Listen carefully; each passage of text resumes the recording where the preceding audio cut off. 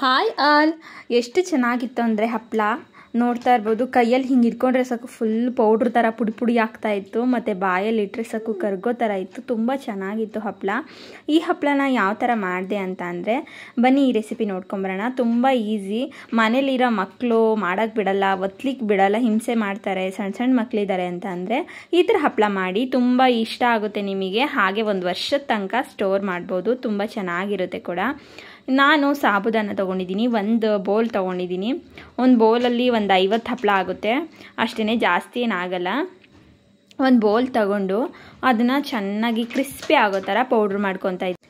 Crispy ಆಗೋ ಥರ ಹುರ್ಕೊಬೇಕು. ಯಾವ ಥರ ಅಂದರೆ ಲೋ ಫ್ಲೇಮಲ್ಲಾದರೂ ಹುರ್ಕೊಬೋದು, ಇಲ್ಲಾಂದರೆ ಹೈ ಫ್ಲೇಮಲ್ಲಾದ್ರೂ ಹುರ್ಕೋಬೋದು. ಯಾವುದೇ ರೀತಿ ತಳ ಹತ್ತಲ್ಲ ಮತ್ತು ಸೀದೋಗೋದು ಆ ಥರ ಏನಾಗಲ್ಲ. ತುಂಬ ಚೆನ್ನಾಗಿ ಈಸಿಯಾಗಿ ಮಾಡ್ಕೊಬೋದು. ಎಂಥ ಅಡುಗೆ ಬರಲ್ಲ ಅನ್ನೋರು ಕೂಡ ಈ ಹಪ್ಪಳನ ಖಂಡಿತವಾಗ್ಲೂ ಸೂಪರಾಗಿ ಮಾಡ್ಕೊಬೋದು. ಹಾಗೆ ಪ್ರೆಸ್ ಮಾಡಿದ್ರೆ ಒಂದು ಸ್ವಲ್ಪ ಬಿಸಿ ಬಿಸಿ ಆಗಬೇಕು ಕೈ, ಅಲ್ಲಿ ತನಕ ಹುರ್ಕೊಳ್ಳೋಣ. ಲೋ ಫ್ಲೇಮಲ್ಲೇ ನಾನು ಇಟ್ಕೊಂಡು ಹುರ್ಕೊತಾ ಇದ್ದೆ. ಪಾಪು ಬೇರೆ ಪಕ್ಕನೇ ಇದ್ದ, ಸ್ಟವ್ ಪಕ್ಕ. ಹಾಗಾಗಿ ಅವನ ಜೊತೆ ಮಾತಾಡ್ತಾ ನಿಧಾನಕ್ಕೆ ಹುರ್ಕೊತಾ ಇದ್ದೀನಿ. ನಾನು ಬೆಳಗ್ಗೆ ಒಂದು 11 ಗಂಟೆಗೆ ಮಾಡೋಣ ಅಂತ ಸ್ಟಾರ್ಟ್ ಮಾಡಿದೆ. ಈಸಿಯಾಗಿ ಮಾಡ್ಬೋದು. ಚಿಕ್ಕ ಮಕ್ಳು ಇರೋರಿಗೆ ಈ ಹಪ್ಪಳ, ಅಕ್ಕಿ ಹಪ್ಪಳ ಎಲ್ಲ ಮಾಡೋದು ತುಂಬ ಕಷ್ಟ ಆಗುತ್ತೆ. ಅದನ್ನು ಹಿಟ್ಟು ತಿರುಗಿ ಮತ್ತೆ ತೊಗೊಂಡೋಗಿ ಬಿಸಿಲಲ್ಲಿ ಒಣಗಾಕಬೇಕು. ಇದನ್ನು ನೆರಳಲ್ಲಿ ಬೇಕಿದ್ರೂ ಒಣಗಿಸ್ಕೊಬೋದು. ಹಾಗೆ ಬಿಸಿಲು ಇರಲೇಬೇಕು ಮತ್ತು ಯಾರಾದರೂ ಹೆಲ್ಪ್ ಮಾಡಲೇಬೇಕು ಅನ್ನೋದೇನಿಲ್ಲ, ಆರಾಮಾಗಿ ಮಾಡ್ಕೊಬೋದು. ಈಗ ಹುರಿದಿದ್ದಾದಮೇಲೆ ಅದು ಸ್ವಲ್ಪ ತಣ್ಣಗಾಗಬೇಕು. ಹಾಗೆ ಡೈರೆಕ್ಟ್ ಮಿಕ್ಸಿಗೆ ಹಾಕಿದ್ರೆ ಫುಲ್ಲು ಮಿಕ್ಸಿ ಹಾಳಾಗೋ ಚಾನ್ಸಸ್ ಇರುತ್ತೆ. ತಣ್ಣಗಾದ್ಮೇಲೆ ಅದನ್ನು ತೊಗೊಂಡು ಪೌಡ್ರ್ ಮಾಡ್ಕೊಬೇಕು. ಯಾವ ಥರ ಅಂತ ಅಂದರೆ, ಈಗ ರವೆ ಎಲ್ಲ ಇರುತ್ತಲ್ಲ, ಬಾಂಬೆ ರವೆ ಮತ್ತು ಚಿರೋಟಿ ರವೆ ಎಲ್ಲ ಇರುತ್ತಲ್ಲ, ಆ ಚಿರೋಟಿ ರವೆ ಕನ್ಸಿಸ್ಟೆನ್ಸಿ ಇದ್ದರೆ ಸಾಕಾಗುತ್ತೆ. ಅದ್ರ ಥರ ಚಿರೋಟಿ ರವೆ ಥರ ಹುರ್ಕೊಂಡು ಪೌಡ್ರು ಮಾಡ್ಕೊಳ್ಳೋಣ. ನಾನು ಆಲ್ರೆಡಿ ಮಾಡ್ಕೊಂಡಿದ್ದೀನಿ ನೋಡಿ. ಈ ಕನ್ಸಿಸ್ಟೆನ್ಸಿ ಇದ್ದರೆ ತುಂಬ ಚೆನ್ನಾಗಿರುತ್ತೆ. ನೀರಿಟ್ಟು ತಕ್ಷಣಕ್ಕೇ ಹಾಕಬೇಕು. ಬಿಸಿ ಆದಮೇಲೆ ಅದನ್ನು ತಿರುಗ್ಲಿಕ್ಕೆ ಹೋದರೆ ಗಂಟಾಗುತ್ತೆ. ಆವಾಗ ಸ್ವಲ್ಪ ನೋಡಿ ನಿಧಾನಕ್ಕೆ ತಿರುಗಿಸ್ಕೊಬೇಕಾಗುತ್ತೆ. ಇಲ್ಲ ಅಂದರೆ ಅದು ಗಂಟಾದರೆ ಅದನ್ನು ಫುಲ್ಲು ಹೊಡಿಲಿಕ್ಕೆ ತುಂಬ ಕಷ್ಟ ಅನಿಸುತ್ತೆ. ಈಗ ಸ್ಟಾರ್ಟಿಂಗ್ ಮಾಡೋರಿಗೆ ಸ್ವಲ್ಪ ಕಷ್ಟ ಅನಿಸುತ್ತೆ. ಹಾಗಾಗಿ ತಣ್ಣೀರಿಗೇ ಈ ಪೌಡ್ರನ್ನ ಬೆರೆಸ್ಕೊಂಡು ನಿಧಾನಕ್ಕೆ ಅದನ್ನು ತಿರುಗಿಸ್ತಾ ಲೋ ಫ್ಲೇಮ್ ಇಟ್ಕೊಂಡು ಮಾಡಿದ್ರೆ ತುಂಬ ಚೆನ್ನಾಗಿ ಬರುತ್ತೆ. ಇವಾಗ ಪಾಯಸ ಎಲ್ಲ ಮಾಡ್ತೀವಿ ಅಲ್ವಾ, ಸಬ್ಬಕ್ಕಿ ಪಾಯಸ ಎಲ್ಲ ಮಾಡ್ತೀವಲ್ಲ, ಸೇಮ್ ಕನ್ಸಿಸ್ಟೆನ್ಸಿ ಇದ್ದರೆ ಸಾಕು. ತುಂಬ ತೆಳುವೂ ಆಗಬಾರ್ದು, ತುಂಬ ಗಟ್ಟಿನೂ ಆಗಬಾರ್ದು. ಗಂಜಿ ಥರ ಇದ್ದರೆ ಸರಿಯಾಗುತ್ತೆ. ನಾನು ಇವಾಗ ಮಾಡ್ತಾ ಇದ್ದೀನಲ್ಲ, ಇದೇ ಕನ್ಸಿಸ್ಟೆನ್ಸಿಲಿ ಮಾಡಿದ್ರೆ ತುಂಬ ಚೆನ್ನಾಗಿರುತ್ತೆ. ನಾನು 1 ಬಟ್ಲು ಸಾಬುದಾನ ತೊಗೊಂಡಿದ್ದೀನಿ, ಅದಕ್ಕೆ ಒಂದು 5 ಬಟ್ಲು ನೀರು ಹಾಕಿದ್ದೀನಿ. ಅದೇ ಬೌಲಲ್ಲಿ ಒಂದು 5-6 ಬಟ್ಲು ನೀರು ಹಾಕಿದ್ದೀನಿ. ಸ್ವಲ್ಪ ಜಾಸ್ತಿ ಅನ್ನಂಗೆ ಹಾಕ್ಕೊಬೇಕು. ಕಡಿಮೆ ಹಾಕ್ಕೊಂಡ್ರೆ ಫುಲ್ಲು ಗಟ್ಟಿ ಆಗಿಬಿಡುತ್ತೆ, ಕ್ರೀಮಿ ಟೆಕ್ಸ್ಚರಲ್ಲಿ ಆಗೋಗುತ್ತೆ. ಆ ಥರ ಮಾಡ್ಕೊಳ್ಳೋದು ಬೇಡ. ಸ್ವಲ್ಪ ನೋಡಿಕೊಂಡು ನಿಧಾನಕ್ಕೆ ತಿರುಗಿಸ್ಕೊಳ್ಳೋಣ. ಏನಿಲ್ಲ, ಇದೊಂದು 10 ನಿಮಿಷದಲ್ಲೆಲ್ಲ ಆಗೋಗುತ್ತೆ. ಗಟ್ಟಿ ಆಗ್ತಾ ಇದೆ ಅನ್ನೋವಾಗ ಸ್ವಲ್ಪ ಉಪ್ಪು ಹಾಕ್ಕೊಬೇಕು. ಉಪ್ಪು ಹಾಕಿದ್ದಾದಮೇಲೆ ಚಿಲ್ಲಿ ಫ್ಲೇಕ್ಸ್ ಹಾಕ್ಕೊಬೇಕು. ಚಿಲ್ಲಿ ಫ್ಲೇಕ್ಸ್ ಇಲ್ಲ ಅಂತ ಅಂದರೆ ಸ್ವಲ್ಪ ಮೆಣಸಿನ್ಕಾಯಿನ ಮಿಕ್ಸಿಲಿ ಪೌಡ್ರ್ ಮಾಡ್ಕೊಳ್ಳೋಣ. ಅದ್ರದ್ದು ಬೀಜ ಎಲ್ಲ ಇರುತ್ತಲ್ವಾ, ಅದೆಲ್ಲ ಸ್ವಲ್ಪ ಸಣ್ಣದಾಗಿ ಪೌಡ್ರ್ ಮಾಡ್ಕೊಳ್ಳೋಣ. ಹಾಗೆ ಬೇಕಿದ್ರೆ ಹಾಕ್ಬೋದು. ಅದನ್ನು ಹಾಕಿದ್ರೆ ಸ್ವಲ್ಪ ಕಲರಾಗಿ ಚೆನ್ನಾಗಿ ಕಾಣಿಸುತ್ತೆ ಅಂತ ನಾನು 2 ಥರನೂ ಮಾಡ್ಕೊಂಡಿದ್ದೆ. ಆ ಥರನೂ ಮಾಡಿದೆ, ವೈಟ್ ಕಲರು ಕೂಡ ಮಾಡಿದ್ದೀನಿ. ತುಂಬ ಈಸಿಯಾಗಿ ಮಾಡ್ಕೊಬೋದು ಮತ್ತು ಚೆನ್ನಾಗೂ ಕೂಡ ಇರುತ್ತೆ. ಮತ್ತು ಹೊರಗಡೆ ಅಂಗಡಿಯಿಂದ ತಂದಿರೋ ಹಪ್ಪಳ ಥರನೇ ಇರುತ್ತೆ. 1 ಇಯರ್ ತನಕನೂ ಸ್ಟೋರ್ ಮಾಡ್ಕೊಬೋದು. ಇನ್ನೇನು ಆಗ್ತಾ ಬಂತು ನೋಡಿ, ಗಟ್ಟಿ ಆಗ್ತಾ ಬಂತು. ಇದನ್ನು ಲೋ ಫ್ಲೇಮಲ್ಲೇ ಇಟ್ಕೊತಾ ಬೇಯಿಸ್ಕೊತಾ ಹೋಗಬೇಕು.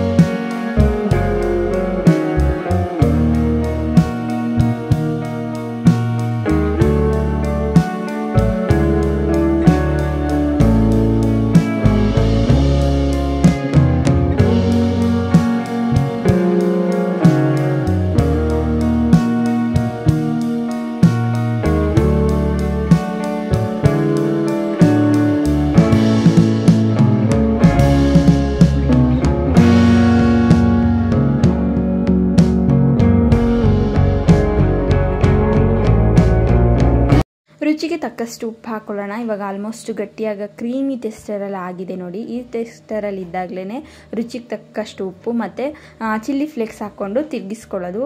ಇಷ್ಟೇ ಇದ್ರದ್ದು ಹಪ್ಪಳ ಮಾಡೋದು ಕನ್ಸಿಸ್ಟೆನ್ಸಿ ಸಾಕಾಗುತ್ತೆ. ಇದನ್ನು ಸ್ಟವ್ ಆಫ್ ಮಾಡ್ಕೊಳ್ಳೋಣ. ಸ್ವಲ್ಪ ತಣ್ಣಗಾಗಲಿ. ಬಿಸಿಲೇ ಬೇಕಿದ್ರೆ ಹಾಕ್ಬೋದು. ಬಿಸಿ ಹಾಕಬೇಕು ಅಂತ ಅಂದರೆ ಬಟ್ಟೆ ಮೇಲೆ ಹಾಕಬೇಕು. ತಣ್ಣಗಿರೋದಾದರೆ ಈ ಬಟರ್ ಪೇಪರ್ ಅಥವಾ ಮಾಮೂಲಿ ಪೇಪರ್ ಮೇಲೆ ಹಾಕಿದ್ರೂ ನಡೆಯುತ್ತೆ. ನಾನು ತಣ್ಣಗೆ ಮಾಡಿಕೊಂಡು ಪೇಪರ್ ಮೇಲೆ ಹಾಕ್ತಾಯಿದ್ದೀನಿ, ಬಿಸಿಲೇ ಹಾಕ್ತಾ ಇಲ್ಲ. ನಾನು ಬಟ್ಟೆ ಮೇಲೆ ಕೂಡ ಹಾಕಿದ್ದೀನಿ, ಅದನ್ನು ಕೂಡ ಆ್ಯಡ್ ಮಾಡ್ತೀನಿ ವಿಡಿಯೋ ಎಂಡಿಂಗಲ್ಲಿ. 2 ಥರ ಬೇಕಿದ್ರೂ ಹಾಕ್ಕೊಬೋದು. ಬಿಸಿಲಲ್ಲಿ ಹಾಕಿದ್ರೆ ಬೇಗ ಒಣಗಿಕೊಳ್ಳುತ್ತೆ, ಅಥವಾ ಬಿಸಿಲು ಮೇಲೆಲ್ಲ ಟೆರೆಸ್ ಮೇಲೆಲ್ಲ ಹೋಗೋಕ್ಕಾಗಲ್ಲ ಮಕ್ಕಳಿದ್ದಾರೆ ಅಂತ ಅಂದರೆ ಮನೇಲೇ ಈ ಸಜ್ಜ ಇರುತ್ತಲ್ಲ ಅಲ್ಲಿ ಬೇಕಿದ್ರೂ ಹಾಕ್ಕೊಬೋದು. ಇಲ್ಲಾಂದರೆ ಶೆಲ್ಫ್ ಇರುತ್ತಲ್ಲ ಅದ್ರ ಮೇಲೆ ಹಾಕ್ಕೊಂಡು 1-2 ದಿನ ತನಕ ಹಾಗೆ ಒಣಗಿಸ್ಕೊಬೋದು. ತುಂಬ ಚೆನ್ನಾಗಿ ಬರುತ್ತೆ. ಇವಾಗ ಸ್ವಲ್ಪ ಕೊತ್ತಂಬರಿ ಹಾಕ್ತಾಯಿದ್ದೀನಿ. ಕೊತ್ತಂಬರಿ ಆಪ್ಷನಲ್ಲು, ಚೆನ್ನಾಗಿ ಕಾಣಿಸುತ್ತೆ ನೋಡಲಿಕ್ಕೆ ಮತ್ತು ಟೇಸ್ಟ್ ಮಾಡೋಕ್ಕೂ ಕೂಡ ತುಂಬ ಚೆನ್ನಾಗಿರುತ್ತೆ ಅಂತ ಹಾಕ್ತಾ ಇರೋದು ಕೊತ್ತಂಬರಿನ. ಇದ್ದರೆ ಹಾಕ್ಕೊಳ್ಳಿ, ಇಲ್ಲ ಅಂದರೆ ಪರವಾಗಿಲ್ಲ.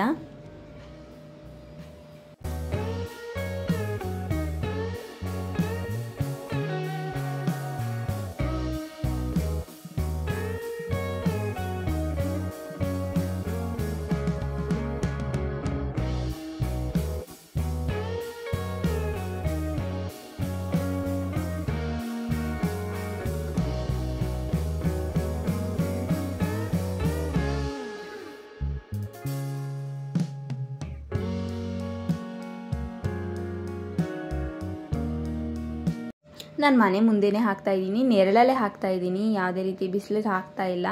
ಎಷ್ಟು ಚೆನ್ನಾಗಿ ಬಂದಿತ್ತು ಗೊತ್ತಾ. ಒಂದೊಂದು ಸೌಟ್ ಹಾಕಿದರೆ ಸಾಕಾಗುತ್ತೆ ಹಪ್ಪಳಕ್ಕೆ.